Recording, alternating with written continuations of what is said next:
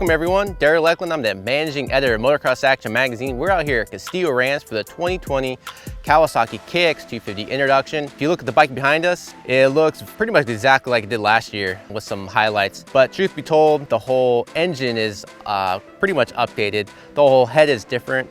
A big change in the Kawasaki program, they had Mr. Azuma, who was a superbike engineer, come on board for the KX250 project, and he really redesigned the head and really took charge of this project. You would say, why isn't there electric start? Well, they only had a limited budget, and they really put that budget into making an engine a race package. Some of the big changes to the head, they went to the finger follower valve actuation like they did with the KX450. And they also went to a revised bore, which is actually making a bigger bore and a shorter stroke to increase the high RPM range power that they were looking for. After talking with Mr. Azuma, he was saying the RPM range was maxed out around 14,300 RPMs, which is significantly higher than last year's, but we won't really know until we ride the bike and for two, get the bike on the dyno. Other updates to the bike, the throttle body is now from a 43mm to a 44mm, and the injector's in a different location. This KW250 is a dual injector bike, one in the airbox, one in the throttle body. One of the big changes was the air boot. There's no more velocity stack in the air boot, much bigger volume in the air boot, and it seems to have a revised duct and shorter intake funnel, and the intake angle has also changed. Other changes, they had a shorter exhaust. It's 30mm shorter, and they still have the same couplers, the 3 couplers, the same as last year. They had the larger rear brake, the same on the Kawasaki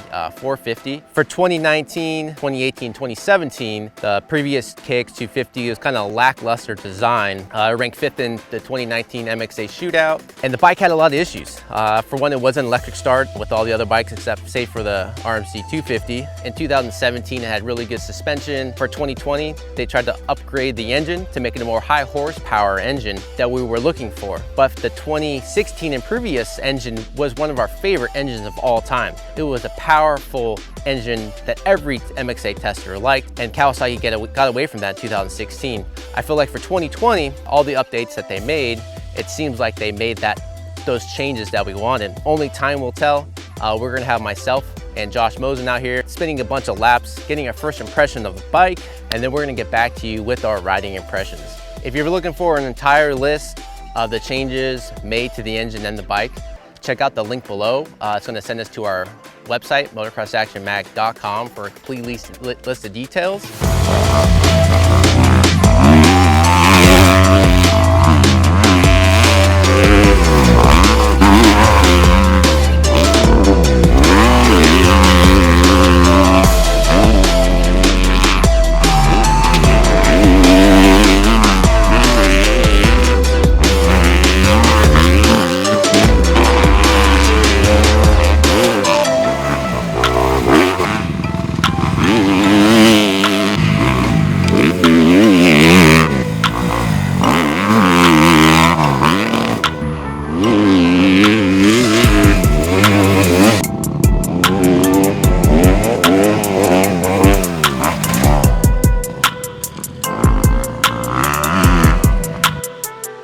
So we just got done testing. We were out here from sun up to sundown pretty much. We got 3.3 hours on the bike. First thing you notice is really the engine. I mean, in the past, the engine was where it really lacked. Obviously, it doesn't have the electric start and stuff like that we would like. The engine package was very noticeable. It had a lot more top end, but, and there's always a but, right? Hold up period from bottom to mid and second gear. And I think that's where I felt it, and I asked Josh the same thing. I think you kind of felt the same issue, yeah? Yeah. So the track here at Castillo Ranch, it's more of a tighter track. For us, you know, on this track, I would expect to ride second gear more coming out of the corners.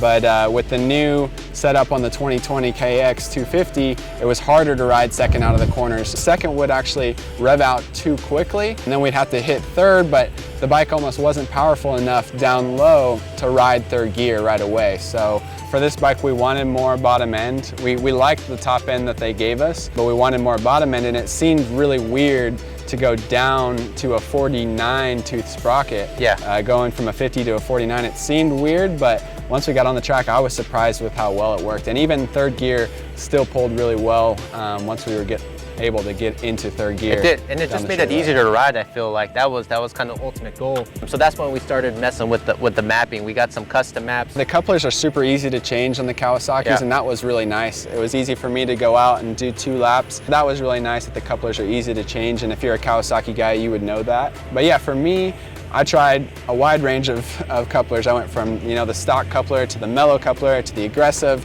and even to our custom coupler that we ended up on at the end of the day, the custom mapping that Kawasaki gave us. For me, I honestly didn't notice as big of a difference as Daryl did. So for me, I like the more aggressive couplers, the more aggressive mapping. So that was better for me. Yeah, I had trouble with the wide aggressive map. It was almost too aggressive and too notchy. So like through the tight ruts, I had to really have a smooth, steady throttle, or I'll like miss my mark, miss my line, or I'll come out of the rut. And that's where Josh, he's been racing pro for a long time, so he has that really steady throttle control. Mike Chavez and the Testers guy, they came out with they started with a stock coupler, and they actually went advanced the mapping, or the ignition mapping, and that kind of gave me, it kind of smoothed out that roughness. It lengthened from second to third for me a little bit, and also actually gave a little more bottom to mid and had a better transition from bottom to mid to top. And I think we both would say that this is a great change, a much better change, a more competitive bike. This is the engine that took a step in the right direction for Kawi. Now, as far as suspension goes, with the new K-Alba stuff last year, the Showa components, right off the bat, I felt like it was a comfortable balance. Even for my weight, it was really good. You can put enough, you can get the sag up to 105 for myself. Then Josh jumped on, and what were you thinking when you were riding the bike as far as like handling and suspension? Yeah, I like the stock settings. That's where we started out with sag at 105, and honestly, it wasn't too bad. Yeah. For me, I was riding a little bit low in the stroke and the forks. I wasn't able to quite trust it coming into the corners as much, but we were able to stiffen up the forks. The shock was incredibly good. Like me and Josh, we had no issues with the shock. The only problem we both had, even with our weight differences, was with the forks diving in the corners. And we only made, I think we went 3 clicks stiffer on the forks, and we went 1 click out on rebound, which incredibly, those 1 click differences on this setup made a huge difference. Definitely. So really, to get a good balance, it didn't take much. Obviously, the ergonomics we really like. Yeah. It's a thin bike, it's really flickable, it feels light in the air.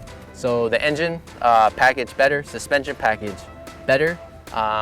There's also some things on the bike we learned through the day. Last year, if you noticed, there's only 1 hole in the airbox, and the other side was covered. For this year, they opened up both holes to get more air. But if you listen to the video on Josh riding, the thing is super, super loud. Yeah, it sounds cool. It does. It sounds cool. Like a race bike. It sounds like a full factory race bike, and it's bone stock, which is crazy. Yes. But it is loud. It's definitely loud. Yeah, and even the technicians saying they're having trouble passing sound with the bike. The exhaust system is 30 millimeters shorter, but that's all on the head pipe and the curve in the head pipe, so it's 15 millimeters on each side. So actually the muffler is the exact same length as last year, just the header is shorter. This bike ranked 5th in last year's MXA shootout. Mostly due, I mean, everyone liked the bike. It's a good turning bike, it's a good chassis, but it's not really up to date. It doesn't have the electric start. Only the Kawi and the Suzuki don't have an electric start. Other than that, I mean, I think Kawi did a great job. We're gonna get a bunch more hours on this. We got a lot of testing to do. This is a much different track than we normally ride. Yep. Glen Helen's a lot more wide open. This is pretty tight and compact. So we're gonna have a full test in a future issue of Motocross Action magazine. And as always, check out motocrossactionmag.com for all your feature updates, bike tests, and everything else you need to know about motocross and supercross. And if you're watching this video on YouTube, hit that subscribe button, stay up to date on the latest videos, updates from the Motocross Action Wrecking Crew.